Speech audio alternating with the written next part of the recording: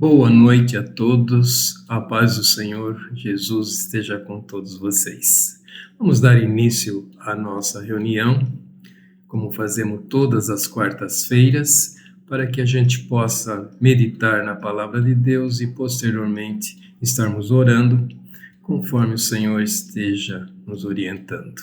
Convido você a ler a palavra de Deus junto comigo, no livro de Jeremias, capítulo 9, versículos 23 e 24.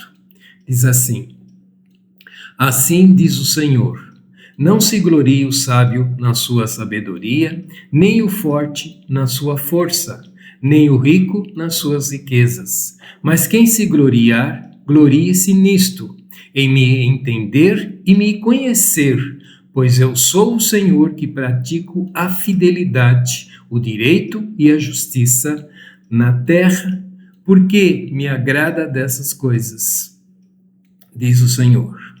Vamos orar. Pai Celeste, Deus Altíssimo, mais uma vez nós te agradecemos por essa oportunidade de estarmos reunidos em teu nome, para que possamos meditar na tua palavra. E assim, ó Deus, pedimos que o teu Santo Espírito esteja nos guiando, esteja nos orientando e mostrando-nos o teu propósito, assim como a tua vontade para cada um de nós. Em nome de Jesus, nós te pedimos. Amém. Então vamos iniciar a nossa meditação. E eu gostaria de hoje abordar 2 pontos relacionados a esse trecho da palavra de Deus que nós acabamos de ler. O primeiro ponto se refere ao que lemos no versículo 24, quando o Senhor fala sobre a prática da sua fidelidade. Temos estudado sobre a fidelidade de Deus e podemos testemunhar em nossas próprias vidas o quanto Deus é fiel. E isso não se trata de simplesmente de uma citação da palavra de Deus, mas realmente um testemunhar verdadeiro e sincero do sentimento quanto à fidelidade de Deus em nossas vidas.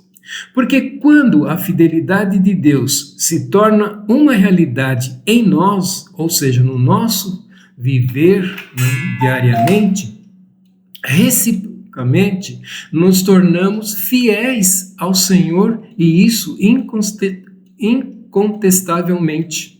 E nesse ponto que vamos meditar um pouquinho, a nossa fidelidade.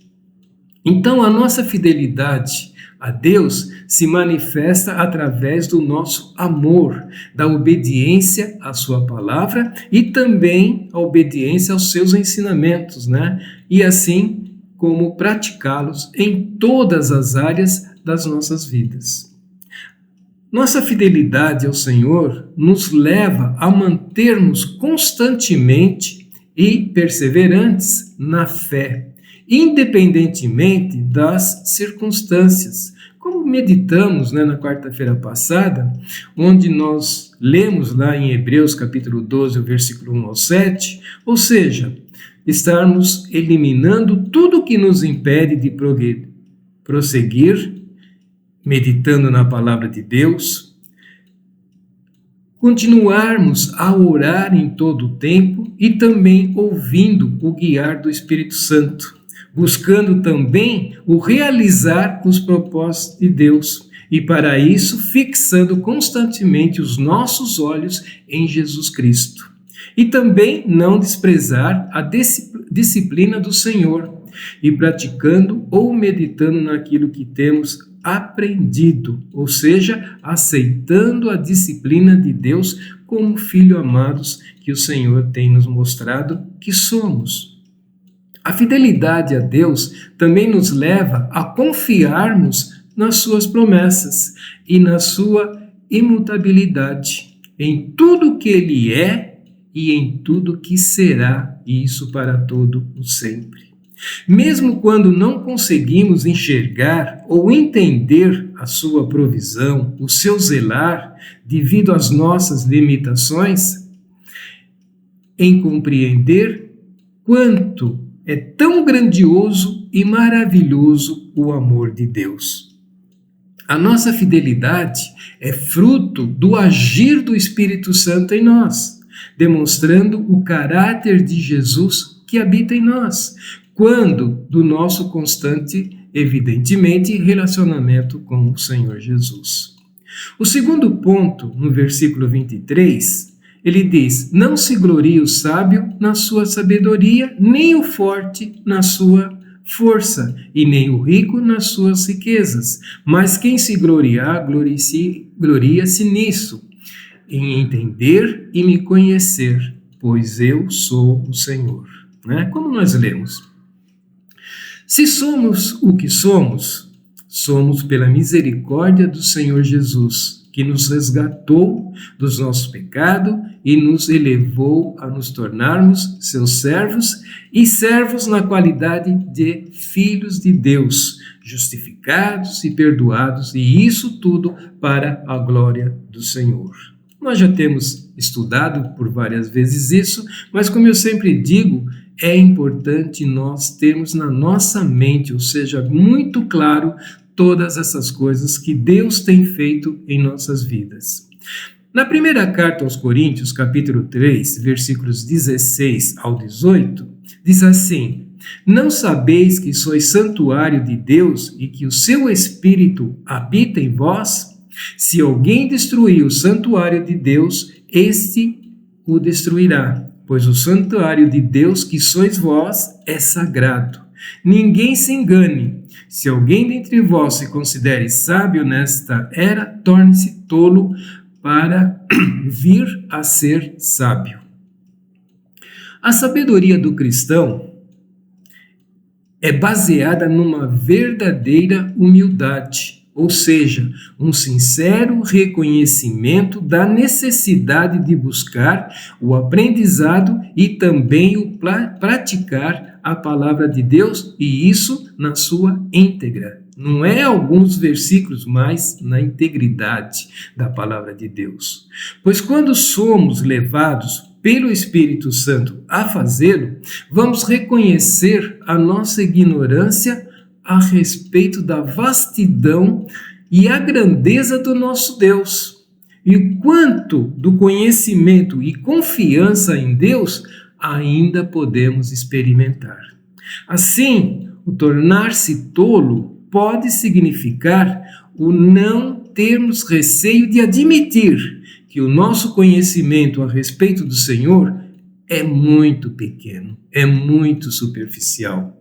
E então, precisamos estar dispostos a buscar esse conhecimento, essa experiência que é pessoal, que só pode vir através do relacionamento com o Senhor Jesus, como temos por diversas vezes comentado.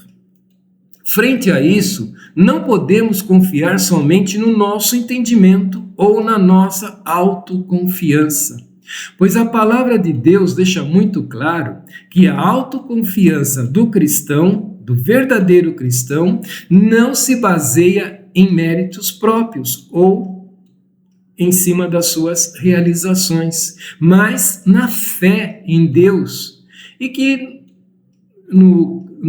que Jesus Cristo fez por todos nós. Então nós temos que ter fé em Deus e crer também naquilo que Jesus Cristo fez, consumado no Calvário, para todos aqueles que reconhecem a Jesus como seu Senhor e Salvador.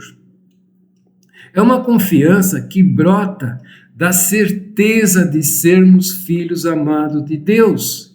Nós temos que ter isso muito claro no nosso coração e viver nessa verdade. Nós somos filhos amados de Deus. Somos perdoados, somos justificados. Ou seja, a consciência de que o nosso fortalecimento vem quando depositamos toda a nossa confiança nas providências do nosso Deus.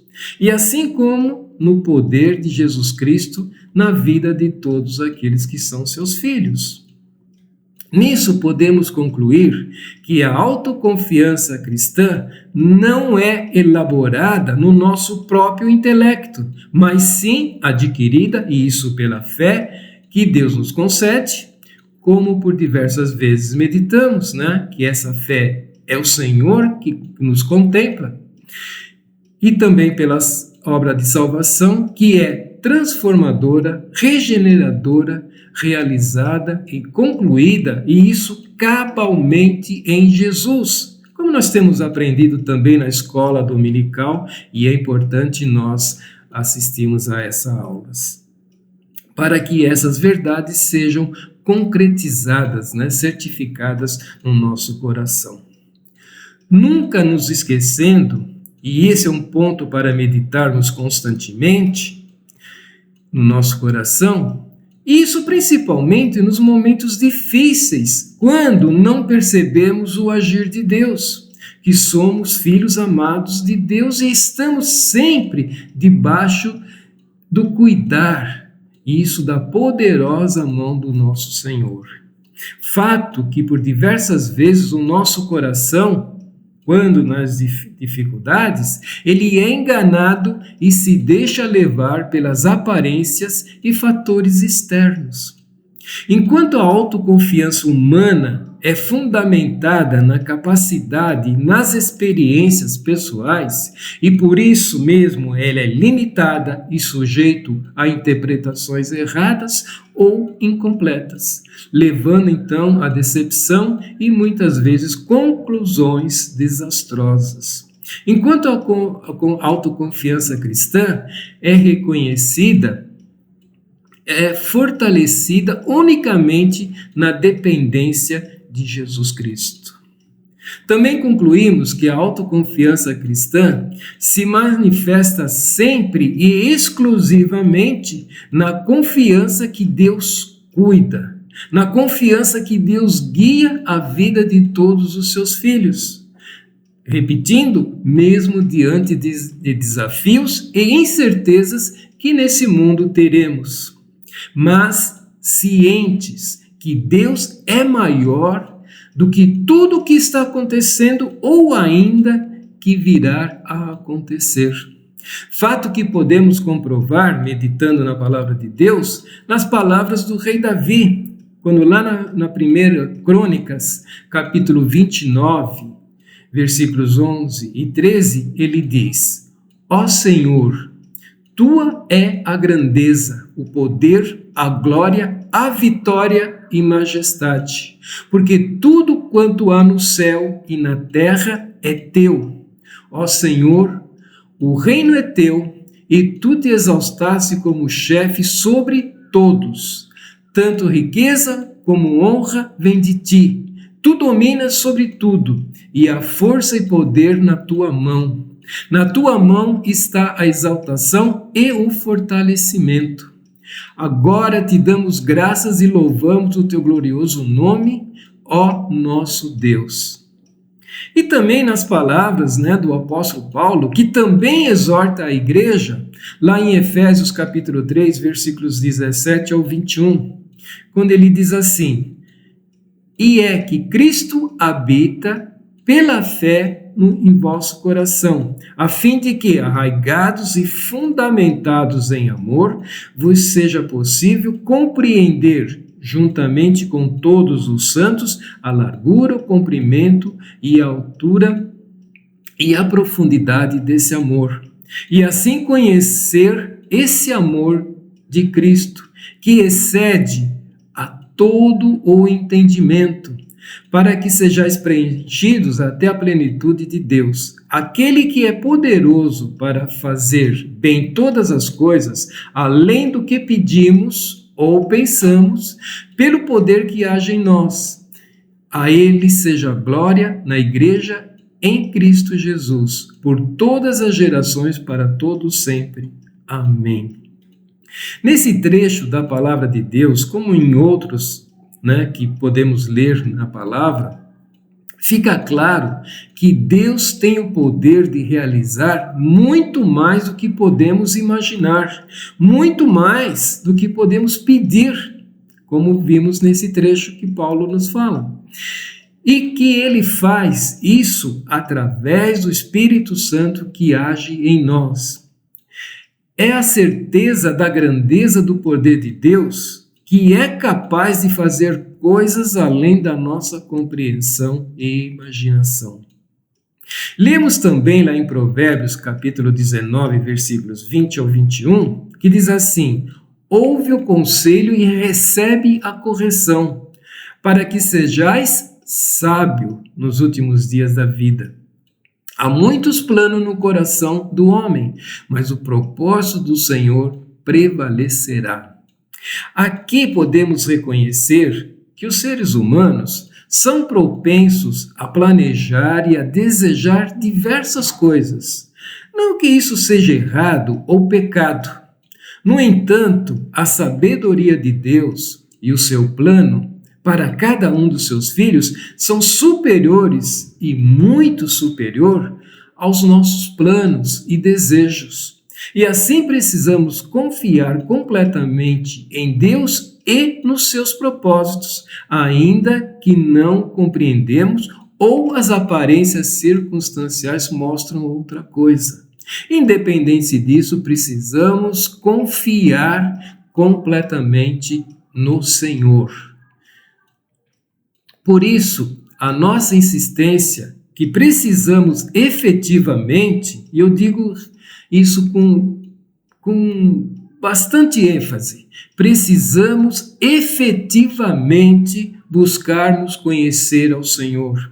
E isso temos aprendido que é através da leitura da Bíblia, através da oração, através do praticar os ensinos que temos recebido, permitindo que o Espírito Santo transforme a nossa visão meramente humana.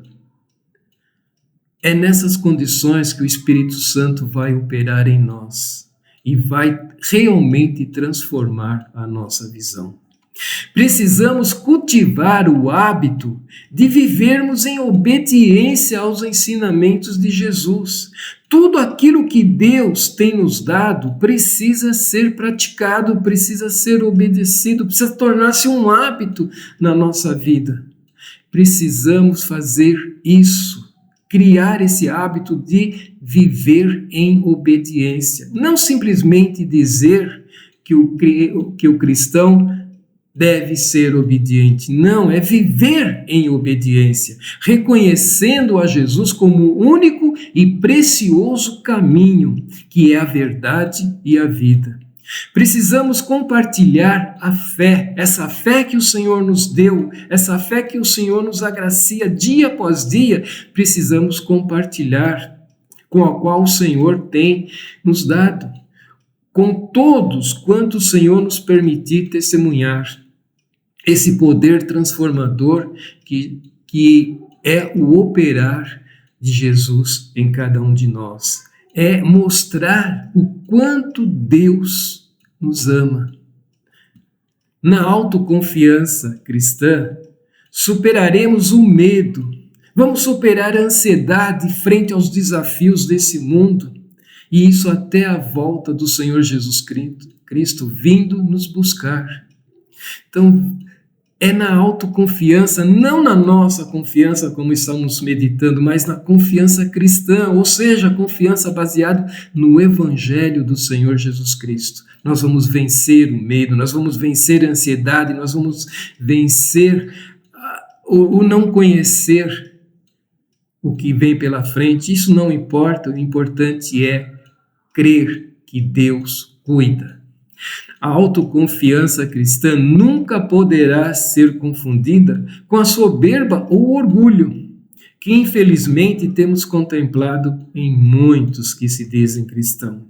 Por essa razão também insistimos o quanto é importante reconhecer a dependência de Jesus Cristo, e isso em todas as áreas das nossas vidas. Todas.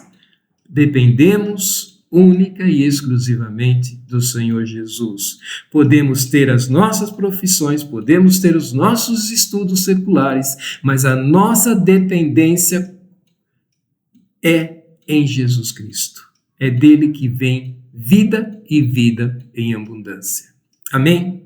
Eu espero que Deus tenha falado no teu coração e que possamos então orar mediante a isso.